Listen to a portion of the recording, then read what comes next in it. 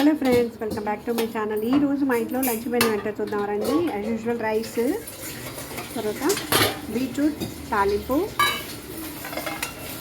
కొబ్బరి చట్నీ, మెదువడ అండి and curd.